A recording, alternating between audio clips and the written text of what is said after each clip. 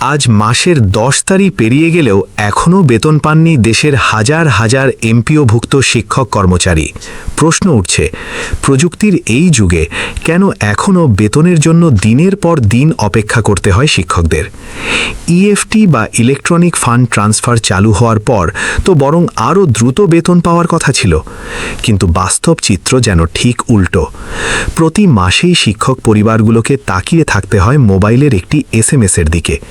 কখন ব্যাংক থেকে মেসেজ আসবে, কখন অ্যাকাউন্টে ঢুকবে বহু প্রতীক্ষিত বেতন, এই অনিশ্চয়তায় কাটছে তাদের দিন। আর এবারও একই চিত্র। তাহলে প্রশ্ন হচ্ছে, এই দেরির জন্য আসলে দায়ী কে? শিক্ষা মন্ত্রণালয়, মাউসি, নাকি ব্যাংক সংশ্লিষ্ট কোনো মহল? আজকের এই প্রতিবেদনে উঠে আসবে এমন কিছু তথ্য যা শুনে অনেকেই অবাক হতে পারেন। তাই ভিডিওটি শেষ পর্যন্ত দেখুন। আসসালামু আলাইকুম ভিউয়ার্স, আপনাদের সবাইকে স্বাগত জানাচ্ছি। দেশের এমপিওভুক্ত শিক্ষক কর্মচারীদের এপ্রিল মাসের বেতন নিয়ে আবারও তৈরি হয়েছে চরম অনিশ্চয়তা ও ক্ষোভ। দেশের বিভিন্ন গণমাধ্যমে বিষয়টি এখন আলোচনায় এসেছে। বিশেষ করে দ্য ডেইলি ক্যাম্পাস এবং দৈনিক শিক্ষা .com-এ প্রকাশিত প্রতিবেদন নতুন করে প্রশ্ন তুলেছে, কেন প্রতি মাসেই বেতন পেতে দেরি হবে শুধুমাত্র এমপিওভুক্ত শিক্ষকদের? অন্য কোনো সরকারি বা বেসরকারি খাতে তো এমন চিত্র দেখা যায় না। অথচ দেশের শিক্ষা ব্যবস্থার সবচেয়ে গুরুত্বপূর্ণ অংশ যারা বহন করছেন, সেই শিক্ষক কর্মচারীদের বেতন পাওয়াটাই যেন প্রতি মাসে একটি সংবাদ হয়ে দাঁড়িয়েছে।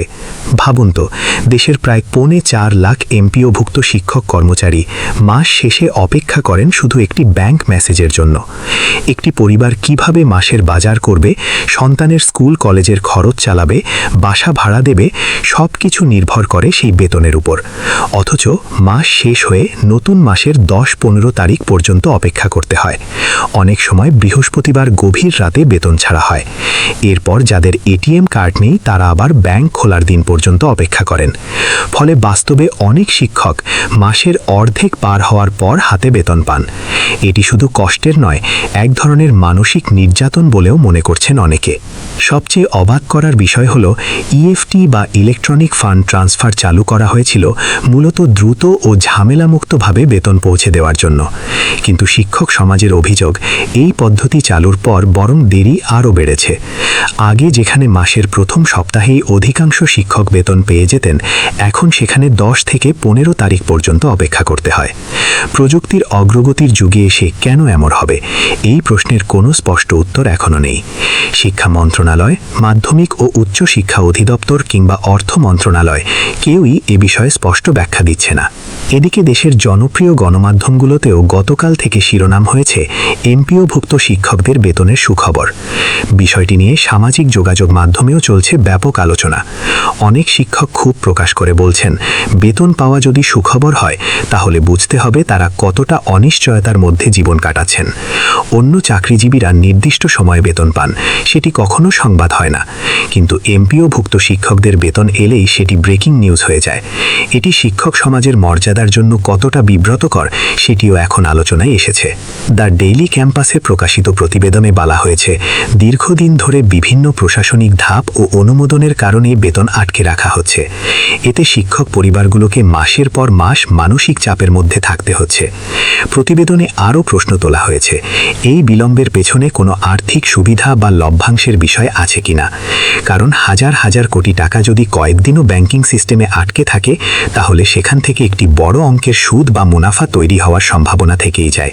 একই বিষয়ে দৈনিক শিক্ষা .com-এর সম্পাদক সিদ্দিকুর রহমানও সরাসরি অভিযোগ তুলেছেন যে মাউসির কিছু ঊর্ধ্বতন কর্মকর্তা এবং ব্যাংকের একটি অংশের কারসাজির কারণেই এমপিওভুক্ত শিক্ষকদের বেতন ছাড়ে বিলম্ব হয়। তার ভাষ্যমতে, এই দেরির মাধ্যমে একটি বড় অঙ্কের আর্থিক সুবিধা নেওয়া হয় বলেও অভিযোগ রয়েছে। যদিও এ বিষয়ে এখনও কোনো আনুষ্ঠানিক তদন্ত বা সরকারি বক্তব্য সামনে আসেনি, তবে শিক্ষক সমাজের অনেকেই মনে করছেন বিষয়টি নিয়ে স্বচ্ছ তদন্ত হওয়া জরুরি। কারণ একজন শিক্ষক শুধু একজন চাকরিজীবী নন, তিনি একটি জাতির ভবিষ্যৎ গড়ার কারিগর। অথচ সেই মানুষগুলোকেই যদি প্রতি মাসে বেতনের জন্য অনিশ্চয়তার মধ্যে থাকতে হয়, তাহলে সেটি পুরো শিক্ষা ব্যবস্থার জন্যই লজ্জার বিষয়।